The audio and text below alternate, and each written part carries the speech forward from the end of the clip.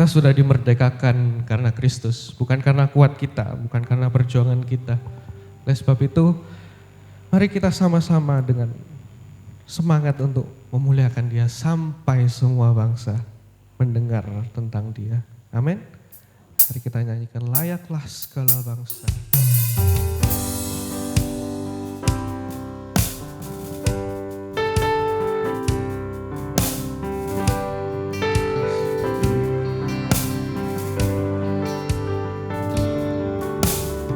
Besar dan ajaiblah karyamu, adil dan benarlah jalanmu,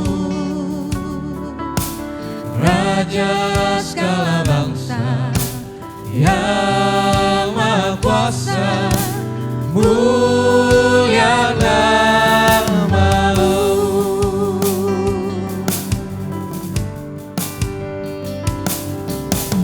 Besar dan ajaiblah karyamu, adil dan benarlah jalanmu, Raja segala bangsa yang Maha Kuasa, mulia nama-Mu. Layaklah segala bangsa sujud kepadamu,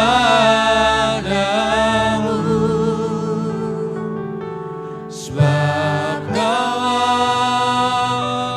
yang kudus, layak disembah.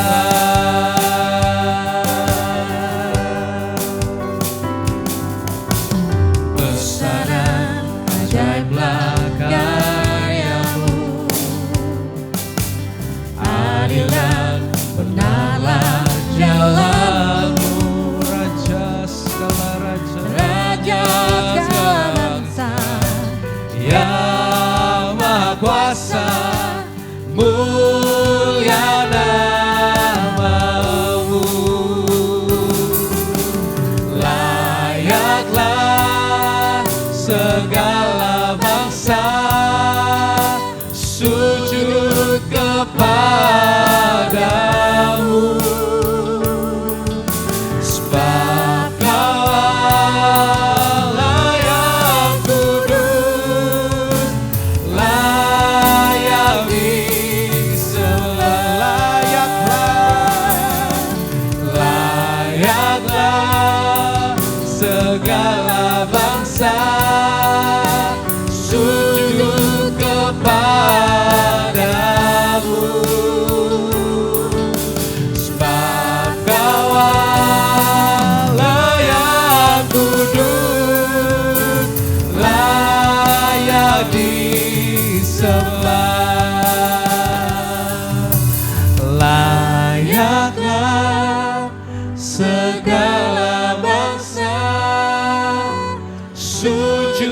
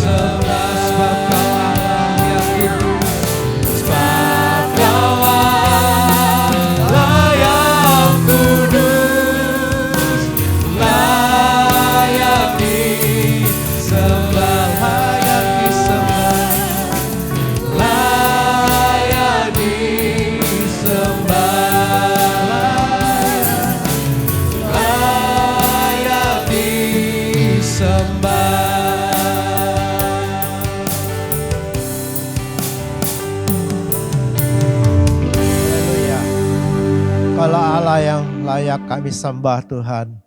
Bahwa Engkau Allah yang maha besar, yang telah menciptakan semua yang ada. Terima kasih Engkau juga telah mati bagi kami. Engkau memanggil kami juga menjadi milik-Mu ya Tuhan. Sungguh Engkau layak menerima segala sembah dari kami. Biarlah persembahan pujian kami yang kami naikkan pagi ini kepadamu Tuhan. Kami memperkenankan hati-Mu, menyenangkan hati-Mu ya Tuhan. Kami percaya Engkau mengampuni kelemahan kami. Tuhan, kami boleh persembahkan seluruh hidup kami lewat pujian ini kepadamu. Engkau sebentar kami dengar firman-Mu Tuhan. Kami percaya Engkau akan berbicara kepada kami. Engkau akan menolong kami ya Tuhan untuk mengerti kehendak-Mu. Tuhan tolong kami ya Tuhan agar kami boleh mendengar suara-Mu. Pakailah hamba-Mu yang menjadi saluran berkat ya Tuhan. Dan Kau urapi hamba-Mu. Urapilah kami semua ya Tuhan. Kami boleh menjadi orang yang seperti apa yang Kau mau. Terima kasih Tuhan, kami mempersiapkan hati kami untuk mendengar firman-Mu pagi hari ini. Di dalam nama Yesus Tuhan dan Juru Selamat kami. Amin. Shalom. Selamat pagi Bapak Ibu, puji Tuhan.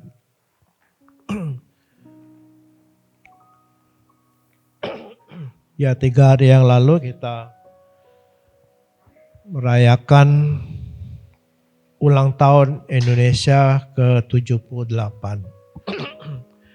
Nah, hari ini kita akan mendengar firman Tuhan. Saya sampaikan tentang kita berdoa bagi bangsa ini. Nanti kita akan berdoa secara khusus bagi bangsa ini. Kalau beberapa waktu yang lalu kita mengucapkan berkat bagi Indonesia ini. Dan hari ini kita akan secara khusus berdoa bagi bangsa kita. Nah, sebelumnya kita akan mendengar firman Tuhan dulu dari Yeskiel 22. Yeskiel 22 ayat 23 sampai 31, 23 sampai 21. Nanti kita akan baca hanya 2 ayat saja. Dari ayat 30 dan 31. Namun dari ayat 23 sampai 29 itu kita bisa mengambil kesimpulan di situ. Kita tidak akan baca semua. Ayat 23 sampai ayat 29 itu kalau bisa saya sarikan intinya adalah bagaimana bangsa Israel khususnya Yerusalem. Yerusalem itu mewakili bangsa Israel waktu itu dan di situ dijelaskan bagaimana keadaan Yerusalem itu pemimpin-pemimpinnya korup, ya, pemimpin-pemimpin yang menindas rakyat. Lalu lanjut kepada imam-imam. Jadi semua bagian dari bangsa ini, ya baik dari pemimpinnya, lalu imam-imam ini pemimpin umat. Ya, pemimpin umat atau pemimpin gereja kok zaman ini itu memperkosa Taurat. Artinya mereka tidak lagi mengindahkan Taurat, mereka tidak mentaati Taurat, bahkan mengajarkan Taurat itu dengan sesuka hati mereka gitu. Mereka perkosa Taurat itu benar-benar tidak lagi diajarkan dengan benar. Lalu ada pemuka-pemuka, ini tokoh-tokoh masyarakat yang juga tidak melindungi rakyatnya, tapi malah korup gitu.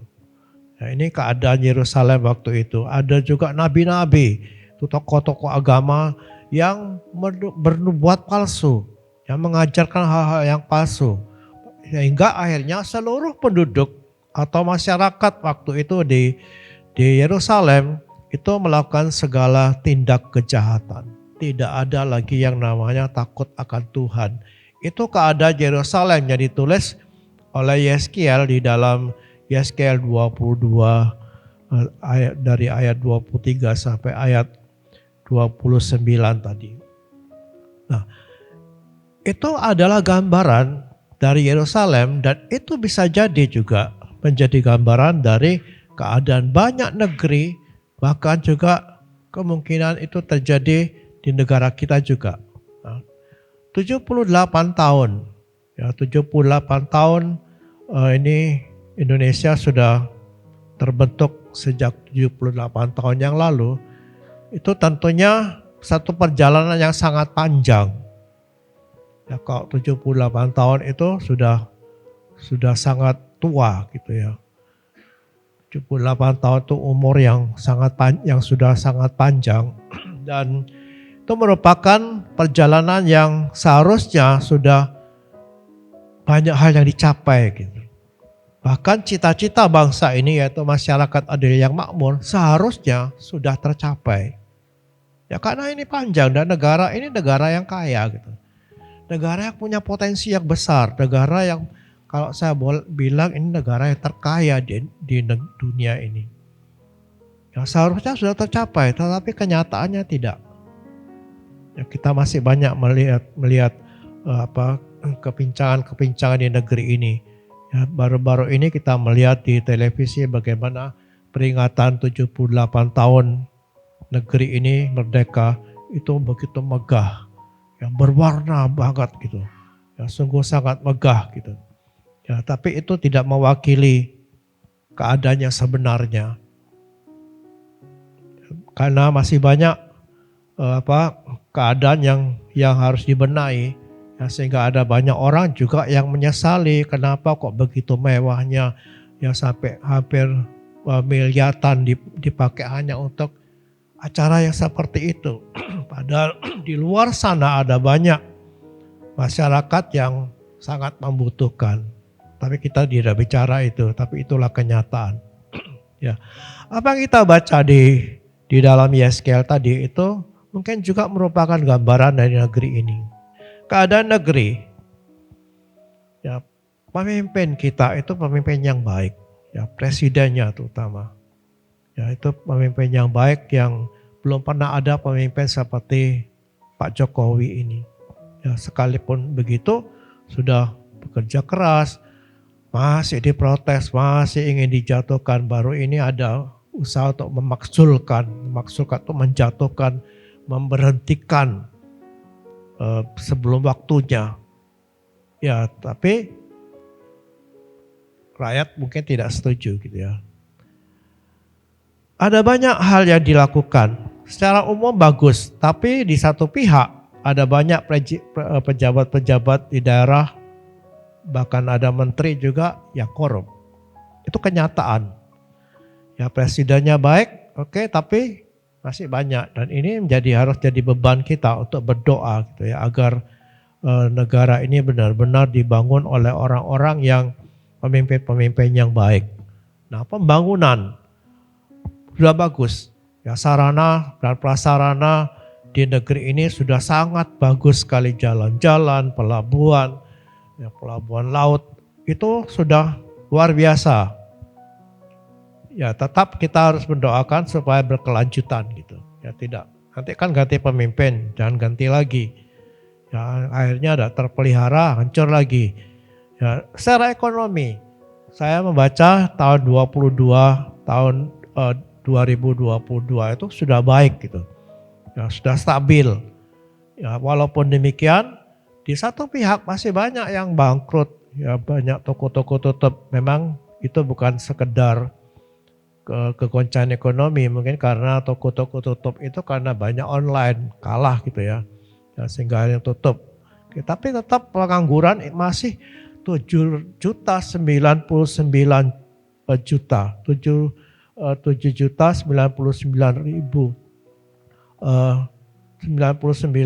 gitu ya, yang masih nganggur gitu. Ada kasus stunting juga di mana anak-anak itu pertumbuhannya tidak normal karena kekurangan gizi dan banyak hal yang masih terjadi di negeri ini yang masih menyedihkan ya secara ekonomi, dan ini perlu juga jadi beban doa kita. Hukum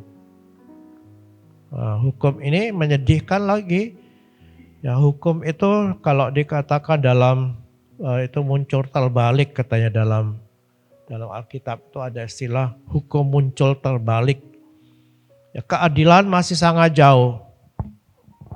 Ya, kita mendengar hari-hari ini orang yang harusnya patut dihukum mati, kok malah berubah jadi hukuman seumur hidup gitu ya. Padahal sudah jelas-jelas ini ya, semua orang tahu apa yang dibuatnya kepada orang yang tak bersalah sedikit pun. Tapi inilah keadaannya. Orang-orang yang membela keluarga yang terbunuh ini malah jadi tersangka gara-gara membela orang lain. Mungkin saudara gak dengar, ada yang dengar mungkin ya. Inilah hukum di Indonesia. Sangat tidak adil gitu. Saya membaca juga, saya melihat di YouTube itu ya. Orang-orang yang ini ada sentimen agama juga, tebang pilih gitu. Orang yang YouTuber Kristen ditangkapi. Loh dari pihak sana kok enggak gitu. Kok enggak? Yang menjelek-jelekan Kristen yang dari mimbarnya berbicara tentang kejelekan Kristen dia habisin di situ. Kok coba dihukum 4 bulan? Sedangkan Safiyuddin itu dihukum 4 tahun. Padahal cuma nginjilin orang di mobilnya saja. Inilah hukum di Indonesia. Hak asasi manusia diinjak-injak. Itu kenyataan ya yang harus jadi beban kita juga. Keamanan. Wah, ini lebih rawan lagi. Ya tidak kejahatan yang merajalela yang tentunya salah satunya dipengaruhi oleh keadaan ekonomi yang membuat orang itu jadi beringas. Ya, perubahan karakter yang katanya Indonesia ini, masyarakat Indonesia punya karakter yang santun, yang ramah. Sekarang sudah tidak. Begitu mudah disulut gitu. Ya, sehingga beringas kejam main hakim sendiri. Ya, belum lagi peredaran narkoba yang sungguh sangat mengerikan gitu. Ya, ini di depan mata kita. Ya, inilah keadaan keamanan. Ya, kita tidak bisa dengan seenaknya jalan ya pakai HP gitu. Bisa dirampas tiba-tiba. Ada anak, penculikan anak. Dan itu sebabnya hati-hati ibu-ibu. Ya jangan lengah gitu. Anaknya dibiarin main sendiri. Ya mungkin di Klaksan ini masih cukup aman, tapi tidak menjamin juga. Ya kok ada kesempatan orang-orang jahat itu akan melakukan kejahatan. Jadi jangan beri kesempatan. Inilah keamanan, pendidikan. Pendidikan ini katanya cukup baik, tapi masih banyak pergumulan dalam bidang pendidikan ini. Ya, khususnya sekolah-sekolah di daerah terpencil. Ya, di mana sekolah-sekolahnya ambruk misalnya. Bahkan di daerah Probolinggo ini masih ada sekolah yang sudah tidak layak dipakai gitu. Gaji guru yang belum adil. Ini terjadi di negeri ini yang katanya negeri yang limpah dengan kekayaan alam. Tapi guru-guru yang seharusnya diperhatikan karena guru ini kan masa depan bangsa yang mendidik anak-anak dan itu mempengaruhi bangsa ini ke depan. Tapi ternyata pasti ada ketimpangan di situ. Apalagi guru-guru honorer itu. Aduh kok saya baca itu sedih gitu. Ya saya masih bersyukur karena di Bintang Harapan masih ada perhatian gitu. Ya guru-guru itu walaupun belum puas saya, guru ini kok gajinya cuma segini ya. Sehingga mereka harus mengambil waktu untuk cari tambahan dengan les misalnya. Ya seharusnya tidak perlu, tapi ya itulah kemampuan kita. Nah, tapi di luar sana masih banyak guru gaji itu yang tidak manusiawi gitu. Itulah pendidikan di Indonesia yang harus jadi beban kita juga. Nah, karakter atau moral bangsa. Ini kerusakan moral bangsa. Ya, narkoba, pornografi, ya aborsi terjadi, ya dan baru ini terbongkar kan bagaimana klinik aborsi yang begitu larisnya. Nah, ini menunjukkan bagaimana moral bangsa ini sudah sangat memprihatinkan. Belum lagi tayangan TV yang tidak mendidik. Ya ada klinik, ya ada LGBT juga masuk di dalam tayangan anak-anak. Kok saudara perhatikan ini film-film kartun itu, ya kelihatannya tidak secara terang-terangan. Coba perhatikan, tidak ada gendernya gitu, tidak ada oh ini laki ini perempuan, tidak ada, semuanya sama gitu. Coba perhatikan, ya, film-film anak-anak itu loh, nggak ada kok. Dulu kan pakai rok, ya Mickey Mouse, ada Minnie Mouse pakai rok. Sekarang sudah ada film-film yang ini tidak jelas ini laki atau perempuan. Itu dicoba dihapus dari pikiran anak-anak, ya supaya masuklah program LGBT itu. Ada game-game yang tidak mendidik juga. Begitu banyak kerusakan dari bangsa ini yang akan menjadi beban kita. Kerohanian dan agama.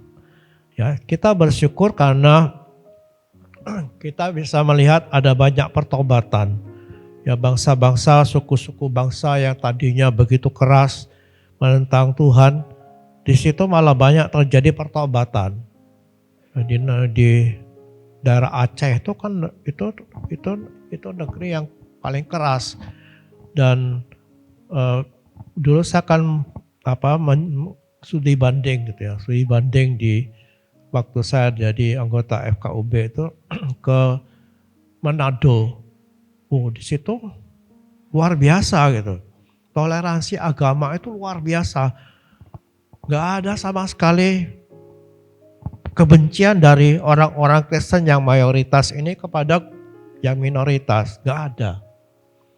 Tapi yang dibanding ke sana kelihatannya enggak. Tapi kenyataannya ya, waktu saya ke Aceh itu, waktu itu kan ke kabupatennya, ke kantornya gitu. Oh bagus itu. Oh di sini enggak apa. Tapi ada salah satu tour guide-nya, kan itu ada tour guide-nya juga. Itu kebetulan orang Kristen, orang dari Banyuwangi. Yang ngomong sama saya, tuh di sini Pak sulit kita katanya. Kalau ibadah di mall itu di Jawa kan enggak apa-apa. Di sini dilarang. Enggak ada. Ada banyak gereja yang enggak bisa beribadah. Ada banyak perlakuan yang tidak menyenangkan di sini Pak. Kan bohong kan, di kabupaten ngomongnya gini tapi ternyata tidak. Ini terjadi di Indonesia. Ya, dan banyak pertobatan di sana justru. Ya banyak orang bertobat di situ.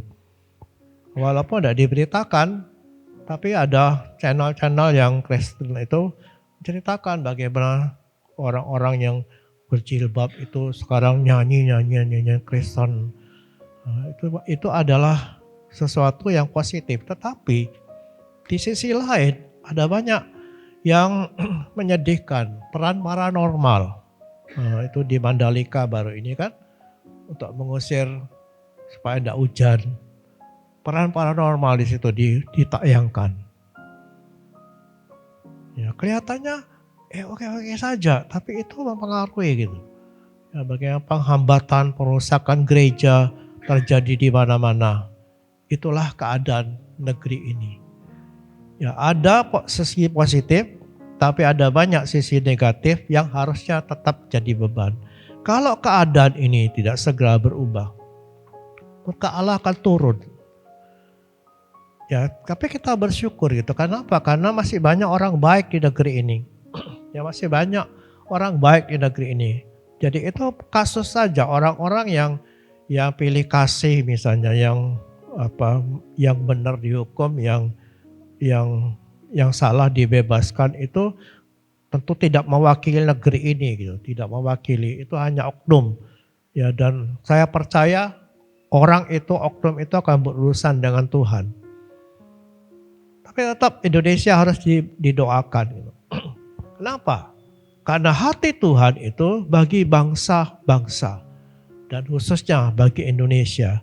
Yeskel 22 ini kita baca ayat 30.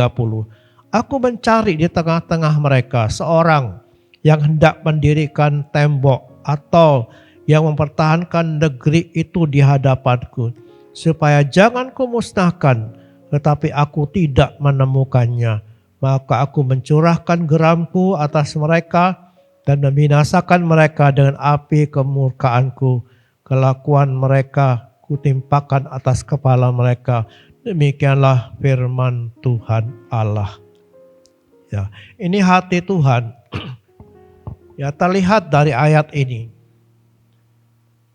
Hati Tuhan bagi bangsa-bangsa. Apa yang kita bisa lihat dari ayat ini adalah bahwa Tuhan itu pada dasarnya bukan Allah yang senang memurkai satu bangsa. Perhatikan di situ. Ya, tadi dikatakan dalam ayat tadi, aku mencari di tengah-tengah mereka seorang yang hendak mendirikan tembok. Kalau kita baca dari ayat 23 tadi sampai ayat 29 itu layak Tuhan itu marah gitu. Layak kok Tuhan itu membinasakan bangsa itu karena tidak ada yang baik. Ya, dari pemimpinnya, dari tokoh-tokoh agamanya, sampai nabi-nabi, sampai ke masyarakatnya, semua tidak ada yang baik. Dan Tuhan itu layak marah gitu. Tapi aneh di situ. Tuhan tidak langsung marah gitu. Tapi dia mencari. Gitu. Mencari seorang yang hendak mendirikan tembok. Jadi Tuhan tidak langsung murka. Tapi dia masih cari, ada enggak ya yang hendak mendirikan tembok. Artinya Tuhan itu masih menyayangi bangsa ini. Tuhan masih menyayangi bangsa-bangsa yang buruk ini. Ya, dan tadi saya mengatakan Indonesia ini masih terbilang baik gitu. Ya, walaupun ada banyak ketimpangan itu oknum yang berlaku tidak baik.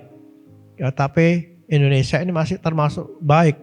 Dan saya percaya Tuhan itu masih menyayangi bangsa ini. Masih menyayangi bangsa-bangsa di dunia ini. Dia bukan Tuhan yang gampang murka. Dia masih cari orang yang mempertahankan. Jadi Allah itu adalah Allah yang memilih seseorang. Allah memilih seseorang. Hanya seorang. Ya, Tuhan tidak bilang begini, aku mau cari beberapa orang atau sekelompok orang. Seorang saja. Ya cukup. Ya, aku mencari di tengah-tengah mereka seorang yang hendak mendirikan tembok atau mempertahankan negeri ini di hadapanku, supaya jangan kumusnahkan, tetapi aku tidak menemuinya. Harus ada seorang yang mendirikan tembok. Ya, harus ada yang menahan murka Allah itu. Ya, Allah itu bukan Allah yang langsung menjatuhkan hukuman, tapi dia masih tunggu. Ada enggak yang masih yang mau gitu.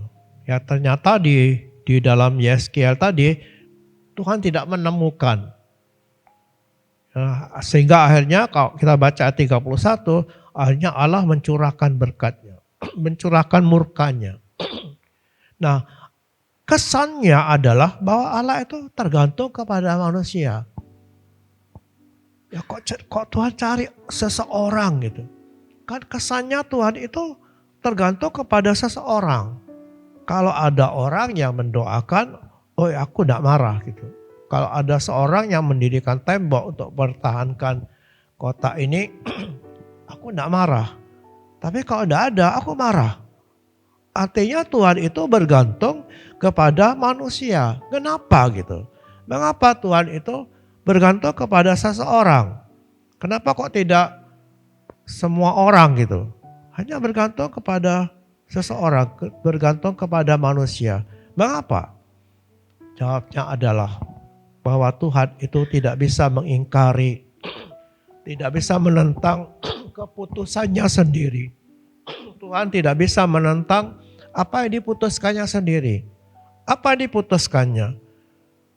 Bahwa Allah itu menyerahkan kendali dunia ini ke dalam tangan manusia. Ya, dalam Kejadian 1 ayat 28 itu Tuhan menyerahkan dunia ini kepada manusia. Ya, ketika Tuhan menciptakan manusia. Tuhan itu mengatakan begini. Ayat 28 29 ya. Berfirmanlah Allah, lihatlah aku memberikan kepadamu segala tumbuh-tumbuhan yang berbiji di seluruh bumi dan segala ya pohon-pohonan yang bijinya berbuah. Lalu dalam ayat yang ke-26 dikatakan begini, berfirmanlah Allah, baiklah kita menjadikan manusia menurut gambar dan rupa kita supaya mereka berkuasa atas ikan-ikan di laut dan burung-burung di udara, atas ternak dan atas seluruh bumi dan atas segala binatang yang merayap di bumi. Jadi ketika Allah menciptakan manusia, Tuhan itu menyerahkan kuasa itu kepada manusia. Kuasa atas dunia ini. Mau diapain silahkan, terserah. Ya, tentunya maksud Tuhan itu bukan supaya dirusak gitu. Ya, tapi itu diserahkan ke manusia ini loh. Bumi, kamu berkuasa. Diserahkannya kepada manusia. Rusak atau tidak, sudah terserah manusia. Tapi ternyata ya manusia gagal untuk menguasai bumi ini, malah dia dikendalikan oleh iblis. Ya karena tertipu oleh tipu daya si iblis itu yang mengatakan kamu kalau makan buah ini kamu tidak akan mati, tapi kamu akan jadi seperti Allah. Wah, hebat ini. Ya, sudah diberi kuasa masih kepingin lebih kuasa lagi. Sudah diberi kuasa untuk menguasai bumi masih kepingin jadi seperti Allah. Akhirnya mereka gagal memenuhi maksud Allah itu untuk menguasai bumi. Apakah Allah kecewa? Pasti. Tapi Allah tidak gagal. Allah tidak pernah gagal. Akhirnya apa? Allah memilih satu bangsa lewat Abraham. Dalam Kejadian pasal 12 itu disebutkan bagaimana Tuhan itu memilih Abraham, ya memanggil Abraham keluar dari negerinya, dari sanak saudaranya, dan Tuhan janji bahwa akan membuat Abraham itu menjadi bangsa yang besar dan memberkati Abraham. Untuk apa? Untuk menjadi berkat bagi bangsa-bangsa, menjadi berkat bagi semua orang di muka bumi. Ayat pasal 12 ayat 3 Kejadian mengatakan begini, ayat 3, aku akan memberkati orang-orang yang memberkati engkau dan mengutuk orang-orang yang mengutuk engkau, dan olehmu semua kaum di muka bumi akan mendapat berkat. Lewat Abraham ini, tentu lewat keturunannya, semua kaum di muka bumi ini akan mendapat berkat. Artinya bumi ini akan diberkati oleh keturunan Abraham ini. Itu panggilan Tuhan kepada Abraham. Tapi apa yang terjadi? Ketika Abraham punya anak, akhirnya berkembang menjadi bangsa yang besar, bangsa Israel. Israel gagal untuk memenuhi rencana Allah ini. Kenapa? Karena mereka jadi sombong. Ya mereka tidak lagi mengasihi bangsa-bangsa, tapi mereka akhirnya jadi sombong, menghina bangsa-bangsa lain. Mereka menganggap mereka itu kafir, tidak layak. Mereka menjadi angkuh dan menjadi merasa bangsa yang superior. Dan lebih celaka lagi, mereka menolak Kristus yang datang untuk menolong mereka, mengembalikan mereka pada jalan, pada rencana Allah yang besar itu. Untuk mengembalikan bangsa ini kepada rencana Allah lewat kedatangan Yesus Kristus, malah disalib. Gagal. Jadi manusia pertama gagal. Israel gagal, tapi Allah tidak pernah gagal. Sekalipun saya yakin Allah itu kecewa. Apa yang Allah buat? Allah berhenti? Tidak. Allah memilih gereja yang terdiri dari segala bangsa, yang terdiri dari banyak bangsa. Allah memanggil gereja. Dalam Matius 16 ayat 18 dikatakan begini, dan aku pun berkata kepadamu, engkau adalah Petrus, dan di atas batu karang ini aku akan mendirikan jemaatku, dan alam maut tidak akan menguasainya. Kepadamu akan kuberikan kunci kerajaan surga, dan apa yang kau ikat di dunia ini akan terikat di surga, dan apa yang kau lepaskan di dunia ini akan terlepas di surga. Manusia boleh gagal, tapi Allah tidak. Allah memilih gereja. Dan rupanya inilah yang terakhir. Yang terakhir dari pilihan Allah, rancangan bagi dunia ini, yaitu lewat gereja. Yang terdiri dari banyak bangsa. Tadi dikatakan bahwa kepada gereja ini Tuhan menyerahkan kunci kerajaan surga. Apa yang kau ikat di dunia ini akan terikat di surga, dan apa yang kau lepaskan di dunia ini akan terlepas di surga. Artinya Tuhan itu akan memakai gereja untuk menggenapi rencana Allah bagi dunia ini. Allah akan memakai gereja untuk memberkati dunia ini. Kadang kita gak sadar itu. Ya, kita berpikir bahwa gereja itu ya untuk beribadah kepada Tuhan. Gereja itu adalah kumpulan orang-orang yang percaya kepada Kristus, lalu kita enjoy dengan ibadah. Ya, kita membangun ibadah, kita dipakai Tuhan untuk mendirikan ibadah itu menyenangkan hati Tuhan. Mari kita belajar apa sih peran gereja itu. Apa peran gereja khususnya bagi negeri ini? Gereja itu dari kata eklesia. Ya, gereja itu sesungguhnya dari kata Spanyol, dari kata Portugis gitu. Tapi itu asalnya dari kata eklesia, yaitu dari bahasa Yunani. Artinya orang-orang dipanggil keluar. Ya, dipanggil keluar. Dulu kita cuma sampai di situ.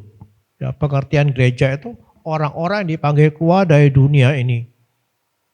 Tapi sebetulnya bukan hanya sampai di situ. Dipanggil keluar untuk apa? Untuk menentukan nasib dari negeri ini. Dari 1 Petrus itu dikatakan bahwa 1 Petrus 2:9 kita orang-orang terpilih yang Allah memanggil kita keluar dari gelap kepada terangnya yang ajaib. Itu orang-orang dipanggil keluar. Kita adalah orang-orang dipanggil keluar. Untuk apa? Menentukan nasib negeri ini. Jadi bukan hanya sekedar keluar dari dunia ini lalu kita kumpul untuk bersenang-senang memuji Tuhan. Tapi kita adalah orang-orang dipanggil keluar untuk menentukan nasib dari bangsa ini. Dari dunia ini. Itu gereja. Ya, jadi Tuhan itu memanggil kita keluar. Itu yang Yesus katakan di dalam Yohanes 17 itu. Dipanggil keluar lalu diutus kembali. Aku mengutus mereka kembali ke dunia ini. Ya, aku berdoa. Aku mengutus mereka kata Tuhan ke dunia ini. Jadi dipanggil untuk diutus lagi. Artinya kita gereja ini dipanggil keluar dari dunia ini, dikuduskan, disisihkan, diasingkan dari gereja ini. Untuk apa? Bukan hanya diasingkan, tapi dikembalikan ke dunia ini sebagai orang baru, orang yang berbeda. Untuk apa? Untuk memberkati dunia ini, memberkati bangsa ini. Itu artinya gereja. Dari kata eklesia. Nah, eklesia itu apa artinya eklesia ini? Eklesia ini dari bahasa Yunani yang arti sesungguhnya itu adalah dari kebiasaan seorang raja. Zaman dulu kalau ada seorang raja yang mau mendirikan sebuah kota, itu kota biasanya berbenteng, ya. Ada bentengnya sekitar. Ada pintu gerbang, biasa ada 4 pintu gerbang di 4 penjuru pintu gerbang ini. Untuk membangun kota ini, maka raja ini memilih beberapa orang laki-laki. Ya, laki-laki, perempuan enggak, waktu itu tidak terhitung gitu ya. Ini berbicara konteks zaman dulu. bukan sekarang. Kalau sekarang perempuan itu perannya lebih besar biasa dari laki-laki gitu. Nah, dulu zaman itu tidak ada perempuan, laki-laki yang dipilih yang memiliki keahlian. Ya, ada ahli di kesehatan, seorang dokter, ada ahli bangunan ya yang bisa membangun yang sekarang mungkin disebut dengan insinyur, atau ada ahli ekonomi. Nah, orang-orang yang punya keahlian ini dikumpulkan, dipilih oleh raja ini untuk berunding, dan perundingannya itu di luar pintu gerbang. Dari mana kita tahu kebiasaan ini? Itu sejak zaman Abraham, atau sejak zaman bukan Abraham ya, sejak zaman raja-raja dulu. Kalau ada perundingan itu biasanya di tengah keluar. Kitab Rut juga disebutkan itu ada tua-tua yang berunding di luar pintu gerbang. Itu namanya dipanggil keluar. Dan di pintu gerbang itu mereka berunding. Di pintu gerbang itu mereka berembuk gitu. Apa yang mesti dikerjakan bagi kota ini? Nah, itu namanya eklesia. Jadi mereka itu semacam DPR. Ya kok zaman ini DPR yang berunding, yang berembuk, yang rapat, yang bersidang untuk menentukan nasib kota. Itu eklesia sesungguhnya.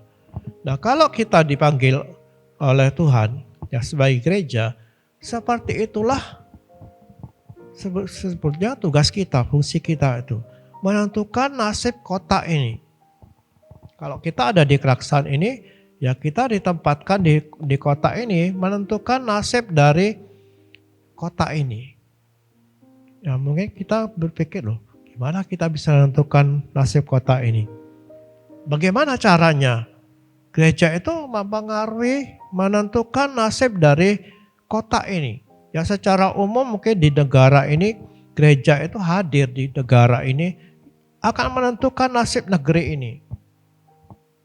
Ya, tapi sayang sekali bahwa gereja-gereja itu tidak memahami itu, dan mereka sibuk dengan bagaimana membangun gedung-gedung yang besar, yang megah-megah. Ya di Surabaya juga dengan kebanggaannya mereka membangun tempat ibadah yang luar biasa megahnya. Salahkah? Salah juga tidak gitu. Tapi itu bukan kehendak Tuhan. Tuhan tidak pernah merancangkan gereja itu menjadi besar. Ya. Gereja itu menjadi orang yang pengaruhnya yang besar gitu. Jadi kalau Tuhan menempatkan kita di gereja ini, di kota ini, artinya kita punya tugas untuk menentukan nasib dari kota ini. Kita pikir, gimana kita menentukan nasib kota ini gitu. Ini kan tugasnya berat. Ya bagaimana kita berperan gitu, mempengaruhi kota ini gitu. Yang pertama dengan penginjilan tentunya. Ya karena dengan penginjilan ini kita memberitakan kabar baik. Bagaimana kita memberitakan Kristus yang mati, bangkit, dan naik ke surga. Itu berita Injil yang menyelamatkan manusia. Karena ketika orang menerima Injil, orang itu akan berubah hidupnya. Ya, orang-orang yang tentu bukan hanya beragama Kristen. Ya karena kita lihat di daerah-daerah Kristen yang mayoritas Kristen itu justru amburadul Kristennya.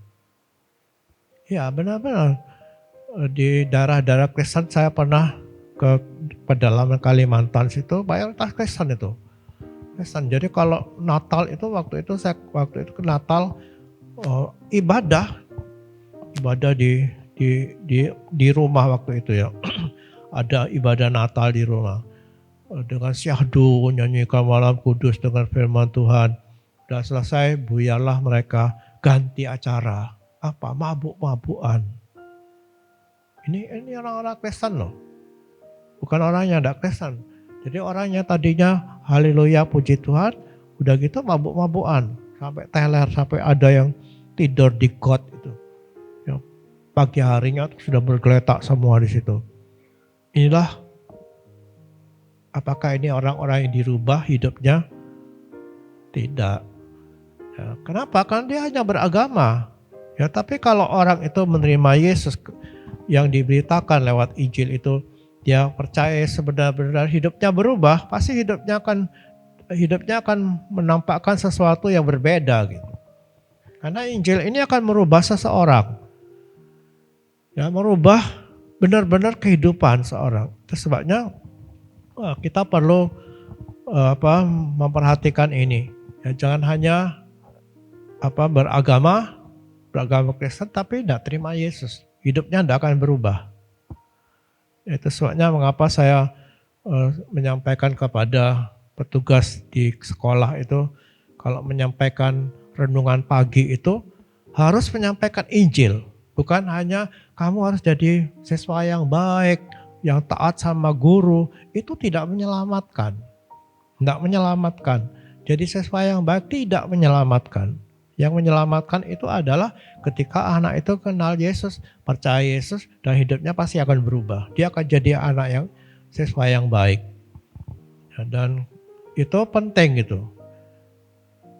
Jadi lewat Injil orang akan dirubah.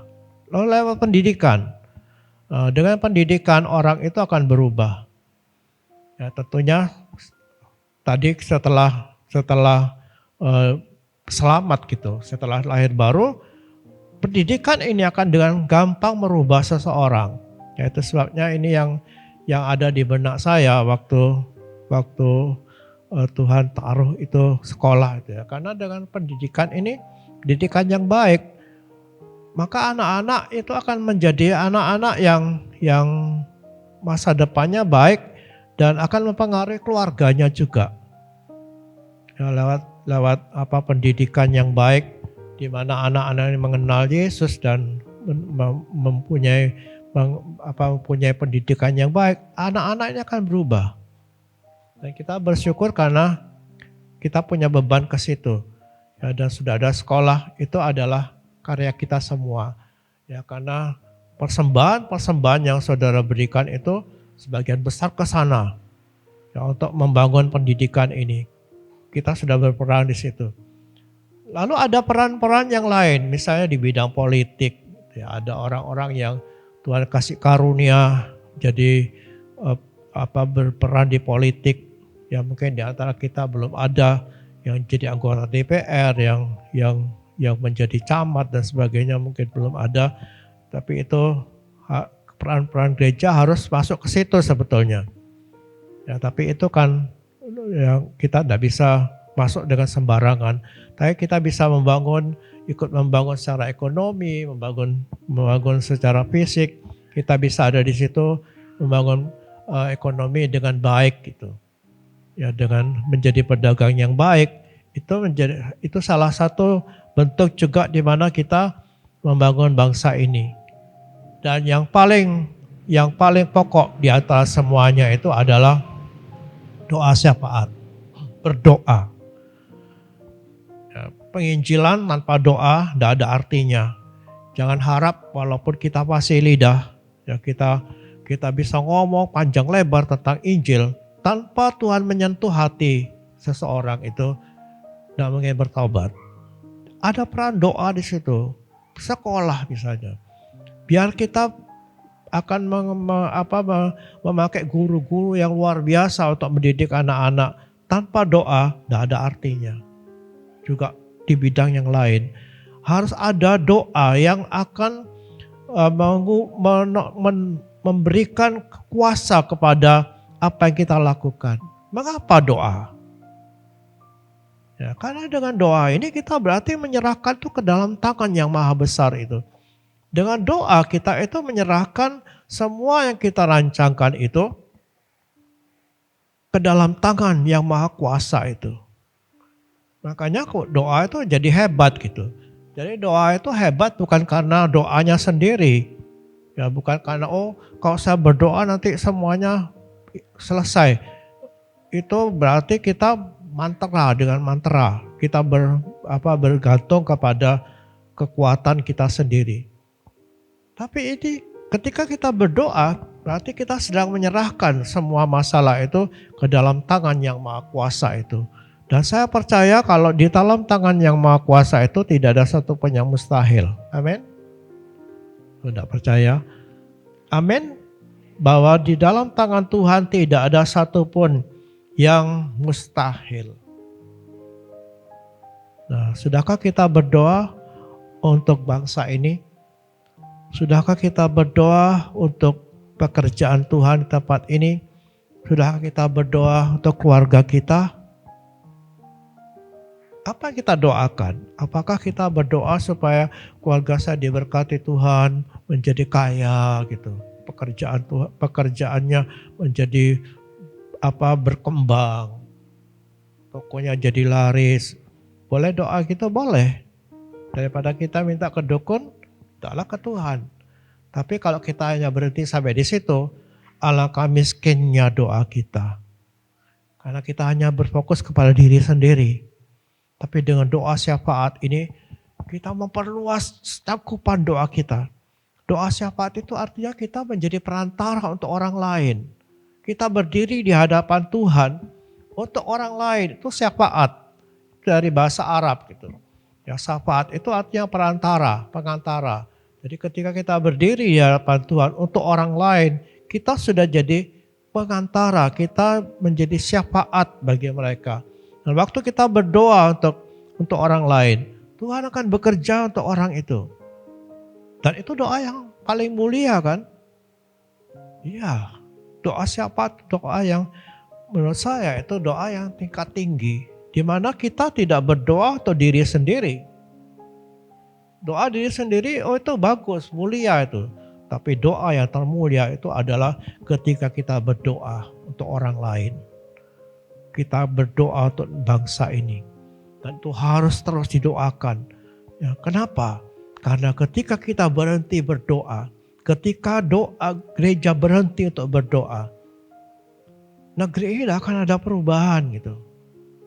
Kita harus berdoa, mendoakan tanpa putus asa, tanpa lelah, tanpa bosan. Kita berdoa terus untuk bangsa ini.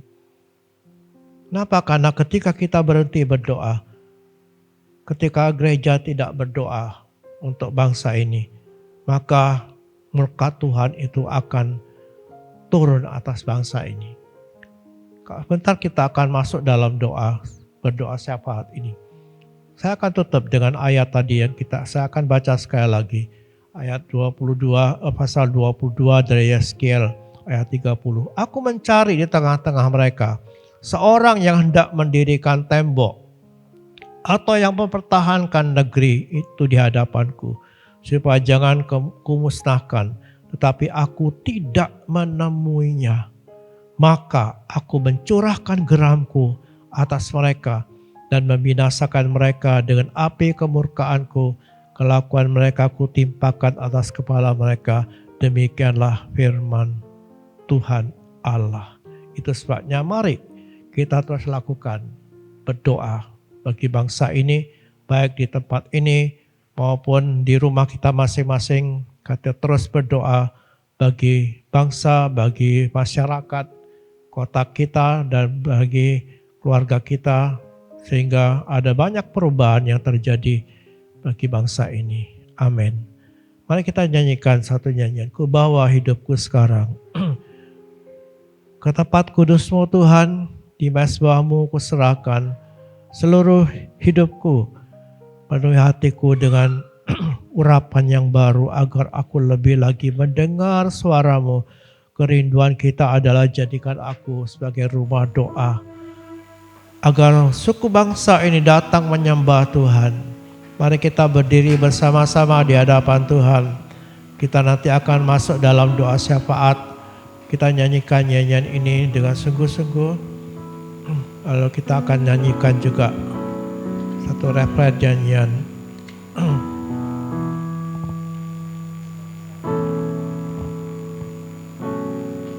Bawa hidupku Sekarang ke tempat kudus-Mu Tuhan,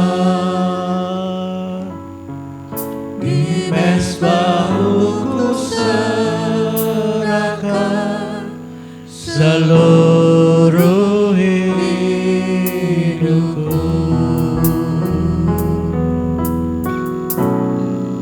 Penuhi hatiku sekarang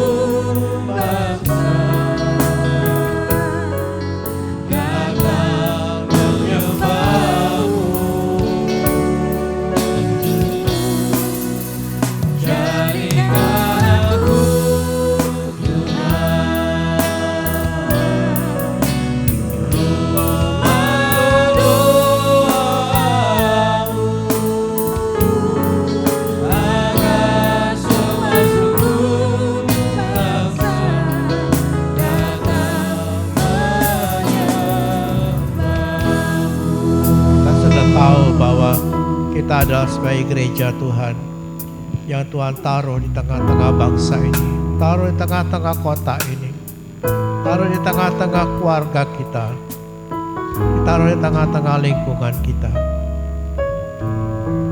Tuhan manggil kita agar kita menentukan nasib dari negeri ini, nasib dari kota kita, nasib dari keluarga dan lingkungan kita. Bawa mereka di hadapan Tuhan. Mungkin kita terbatas dalam hal yang lain. Berdoa merupakan syarat mutlak untuk merubah satu bangsa. Kita akan mendirikan tembok agar murka Allah tidak turun. Ambil beban itu di hatimu saat ini. Ambil beban itu di hatimu. Pada ulang tahun ke-78 dari negeri ini, kita akan bawa negeri ini. Kita akan menangis bagi negeri ini. Haleluya. Mari kita nyanyikan lagi nyanyi ini dengan sungguh-sungguh. Ku bawa hidupku sekarang. Ku bawa hidupku sekarang ke tempat kudus-Mu Tuhan. Di mezbah-Mu ku serahkan seluruh hidupku. Penuhi hatiku sekarang dengan urapan yang baru, agar aku lebih lagi mendengar suara-Mu.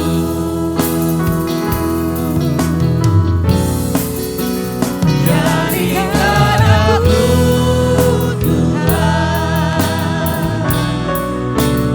rumah doa-Mu, agar semua suku bangsa datang menyembah-Mu. Jadikan aku Tuhan rumah doa-Mu, agar semua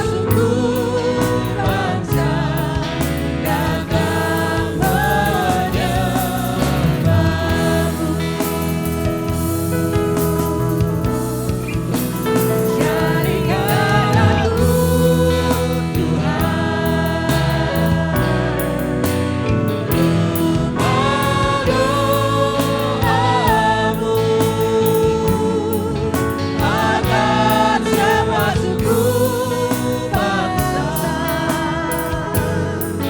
datang menyembah-Mu. Jadikan aku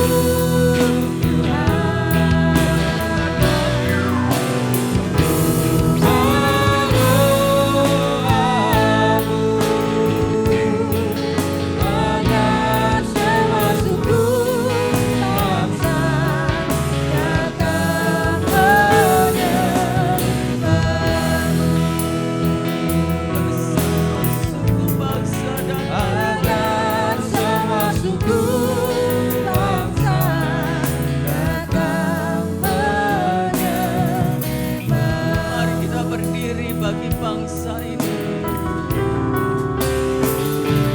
Bagi bangsa ini, kami mau berdiri bagi bangsa ini dan membawa doa kami. Akan membawa doa kami bagi sesuatu akan terjadi Tuhan. Terjadi dan mengubahkan negeri kami. Berikan hatimu kepada bangsa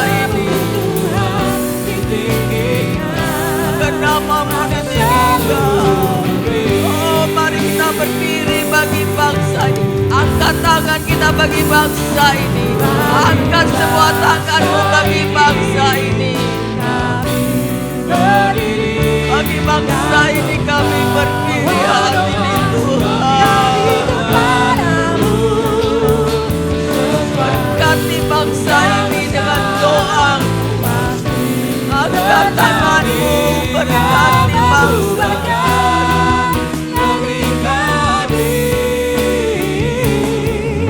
Agar namamu Tuhan sekali lagi bagi bangsa ini kami berdiri saat ini Tuhan. Oh, bagi bangsa Indonesia kami berdiri Tuhan. Bawa doa kami di hadapan-Mu. Sesuatu yang akan terjadi.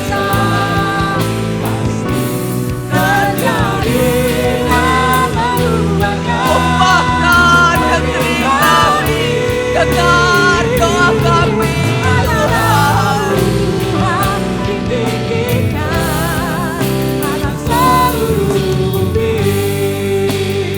Agar namamu ditinggikan Tuhan. Maka di atas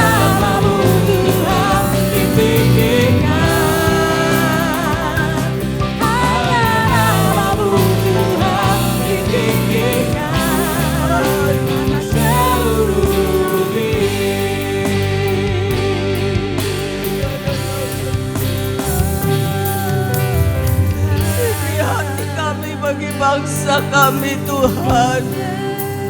Pagi hari ini kami datang di hadapan-Mu bersama seluruh jemaat-Mu yang ada di tempat ini. Membawa hati kami bagi bangsa kami ya Tuhan. Ya Yesus. Biarlah setiap suku-suku bangsa yang ada di negeri kami, setiap pribadi, masyarakat yang ada di negeri ini bisa mendengar tentang Engkau dan mereka bisa menerima Engkau sebagai Tuhan dan Juru Selamat. Selamatkan Tuhan banyak orang di negeri ini Tuhan. Selamatkan ya Tuhan orang-orang pilihan-Mu di negeri ini Tuhan. Tuhan kami mohon Tuhan agar keselamatan terjadi bagi bangsa kami. Amen. Ada banyak jiwa diselamatkan Tuhan. Amin. Terima kasih Tuhan atas karunia-Mu untuk kami yang sudah diselamatkan. Dan kami tidak mau Tuhan hidup untuk diri kami sendiri. Kami mau menjadi berkat bagi orang lain, khususnya bagi bangsa kami. Untuk menyaksikan tentang Kau lewat hidup kami, lewat pekerjaan kami, lewat profesi kami, lewat kehidupan sosial kami boleh menjadi berkat bagi yang sekitar kami ya Tuhan. Sehingga mereka boleh melihat Engkau Tuhan dalam hidup kami. Saat ini kami berdoa secara khusus ya Tuhan bagi bangsa Indonesia. Khususnya Tuhan untuk pemilu yang akan datang. Tuhan kami mohon kasih karunia-Mu. Berikan pemimpin yang terbaik bagi bangsa kami dari calon-calon yang ada Tuhan. Tuhan Kau turut campur tangan Tuhan di dalam pemilu ini Tuhan. Kau berikan hikmat kepada seluruh masyarakat Indonesia yang memiliki hak pilih. Untuk mereka memilih orang seperti yang Engkau kehendaki. Kau taruh di hati Tuhan masyarakat ini. Siapa yang Kau kehendaki untuk menjadi pemimpin bagi bangsa ini.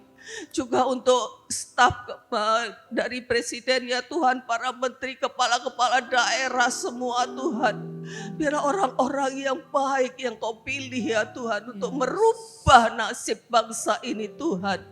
Kami berdoa buat mereka yang membenci kekristenan. Mereka yang menindas orang-orang percaya, yang menutup gereja-gereja. Ampuni mereka Tuhan. Biar satu saat mereka juga bisa mendengar tentang Injil dan mengaku bahwa Yesus Kristus adalah Tuhan. Tuhan, tolong Tuhan, selamatkan mereka juga ya Tuhan. Mari Bapa Tuhan, Kau tolong Tuhan. Masyarakat kami Tuhan, di bidang kehukum dan keadilan Tuhan, biar boleh ditegakkan keadilan ya Tuhan. Tuhan berikan hikmat bagi para penegak hukum untuk mereka bertindak adil. Kami berdoa buat aparat keamanan TNI Polri yang menjaga keamanan di negeri ini. Tuhan berikan kemampuan, berikan hati kepada mereka untuk bangsa ini. Untuk semua aparat pemimpin di negeri ini Tuhan, berikan hati yang jujur, hati yang tulus, hati yang takut akan Tuhan. Mereka tidak mementingkan kepentingan pribadi, tidak mementingkan kepentingan golongan, tapi memikirkan kepentingan bangsa ini. Mereka yang berbuat jahat di negeri ini ya Tuhan. Mereka Tuhan yang bertindak tidak adil di negeri ini. Tuhan, mereka yang mau Tuhan mementingkan diri sendiri, para koruptor semua Tuhan. Biar Engkau berurusan dengan mereka supaya mereka bertobat ya Tuhan. Bapa, kami membawa seluruh bangsa kami di hadapan-Mu Tuhan. Di bidang perekonomian, bidang kesehatan Tuhan.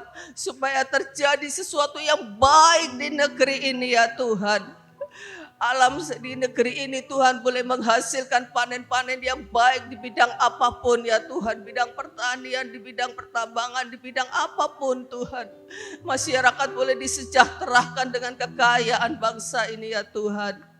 Tuhan, kami serahkan seluruh bangsa kami ke dalam perlindungan-Mu Tuhan. Dilindungi dari berbagai macam bencana, bencana kejahatan, bencana alam ya Tuhan. Kami serahkan bangsa kami ke dalam tangan kasih karunia-Mu ya Tuhan. Dan tolong kami Tuhan untuk setiap kami. Tidak hanya hari ini kami berdoa, tapi setiap hari kami berdoa bagi bangsa kami ya Tuhan. Bagi orang-orang di sekitar kami yang belum percaya kepada Tuhan, dan kami boleh menjadi berkat. Tuhan, tolong pendidikan di Tuhan di negeri ini juga Tuhan, supaya bisa mengajarkan nilai-nilai yang baik. Kami berdoa buat sekolah Bintang Harapan Tuhan, supaya menjadi sarana untuk mengabarkan Injil kepada mereka yang belum kenal Injil ya Tuhan.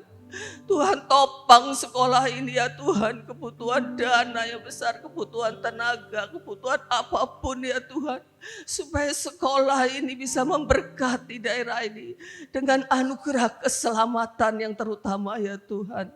Mari Tuhan, Kau cukupkan segala kebutuhan sehingga sekolah ini boleh berjalan ya Tuhan dan menjadi berkat ya Tuhan.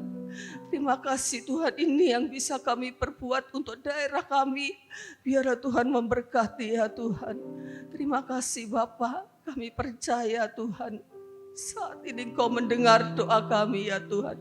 Doa yang sepakat ya Tuhan, Kau akan dengar dan Kau akan mengabulkannya. Terima kasih Bapa. Kami mengucap syukur buat hari ini ya Tuhan, buat kemerdekaan bagi bangsa kami sampai hari ini semua karena anugerah-Mu. Tuhan, kami percaya kasih setia-Mu berlanjut atas bangsa kami, atas gereja-Mu di tempat ini, juga gereja-gereja dimanapun di negeri ini Tuhan. Kau pakai untuk menjadi berkat, untuk menjadi eklesia-eklesia yang bisa menentukan nasib bangsa ini ya Tuhan. Kami percaya Tuhan, hidup kami sudah Kau selamatkan, tidak akan sia-sia, tapi kami boleh menjadi berkat. Dengar doa kami ya Tuhan, yang kami imani di dalam satu nama yang ajaib, nama yang mulia, nama yang agung, Yesus Kristus Tuhan dan Juru Selamat kami. Mari kita sepakat katakan amin. Terima kasih ya Bapa, Kau telah memimpin ibadah kami. Terima kasih Kau hadir di tengah kami dan memberkati kami. Terima kasih, biarlah Kau terus akan menuntun kami lebih lagi ya Tuhan. Kami percayakan keberadaan kami kepadamu dengan segala pergumulan kami, dengan beban-beban kami.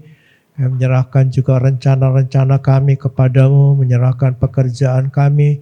Kami percaya Tuhan, Kau ada bersama kami dan menolong kami. Seluruh keluarga kami juga kami taruh dalam tangan-Mu. Kami berdoa untuk mereka yang sakit Tuhan, Kau jamah mereka, kuatkanlah mereka, sembuhkan mereka, nyatakan kuasa-Mu ya Tuhan. Kami percaya Tuhan menolong kami dan memimpin kami hari-hari ini untuk berjalan bersama dengan Tuhan, di mana Tuhan pimpin, dan pakailah kami untuk menjadi berkat ya Tuhan. Inilah kami dan seluruh ibadah kami persembahkan kepadamu di dalam satu nama yang terhormat, nama Yesus Tuhan dan Juru Selamat kami. Bapa kami yang di surga, kuduskanlah namamu, datanglah kerajaanmu, jadilah kehendak-Mu di bumi seperti di surga.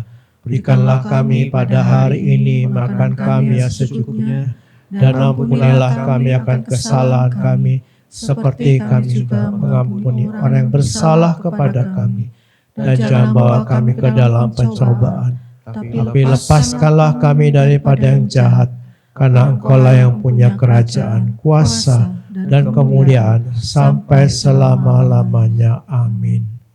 Sekarang jemaat yang dikasihi Tuhan, pulanglah engkau dan terimalah berkat dari Allah Bapa itu yang akan mengalir dalam hidupmu segala yang baik, dan biarlah kekuatannya terus menyertai saudara. Damai sejahtera dari Yesus Kristus terus mengawali hati dan pikiranmu. Kau akan cakap menanggung segala sesuatu. Roh Kudus menuntun, membawa saudara kepada pengalaman-pengalaman baru dengan Tuhan.